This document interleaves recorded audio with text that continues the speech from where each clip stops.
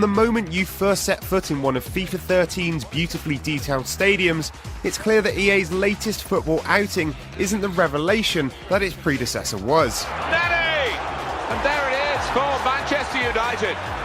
Sure, it's still feature-packed and entertaining, but where FIFA 12 revolutionised and updated the classic FIFA formula, FIFA 13 merely maintains it. The old cliche, isn't it? Class is permanent, he's got the class. Indeed, some of FIFA 13's new marquee features are mere tweaks of those introduced in FIFA 12. The infamous player impact engine has been overhauled in an attempt to reduce those odd, fumbling, and sometimes hilarious collisions.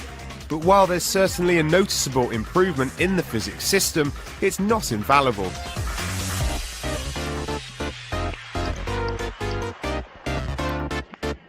Better are the changes to the dribbling system, which have been inspired by the work done on FIFA Street.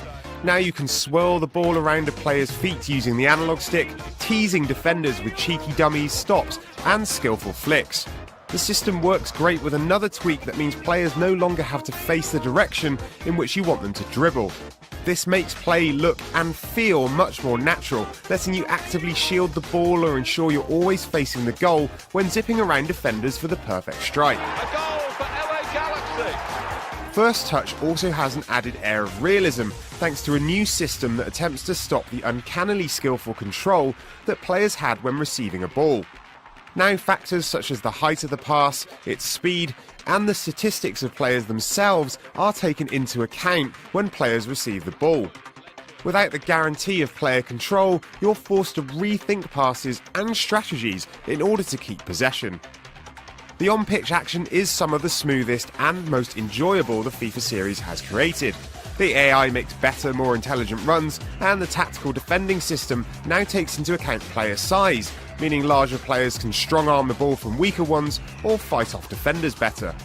Silky manoeuvres and swift runs down the pitch are much more realistic, while goals look spectacular thanks to some great visuals and highly stylised replays that replicate the magic of watching a match on TV. FIFA 13's smoothness comes at a price though. It's difficult to shake the feeling that you're not always directly in control of the action. Players race across the pitch like a finely tuned machine, creating spectacular looking goals that sail into the back of the net with ease. Perhaps too much ease.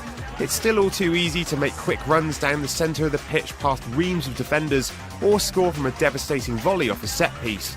Yes, this smoothness results in some great looking plays, but it stands in stark contrast to the gameplay in this year's much improved PES, which makes you work harder to put one in the back of the net, and satisfyingly so. When it comes to the action off the pitch, FIFA 13 sticks to what it knows, improving on existing game modes. The majorly addictive Ultimate Team mode, FIFA's mix of role-playing game like card trading, top trumps, and football management, has seen numerous tweaks that make it even more compelling than before. Modes like head-to-head seasons, online friendlies, virtual pro, and manager all return largely untouched.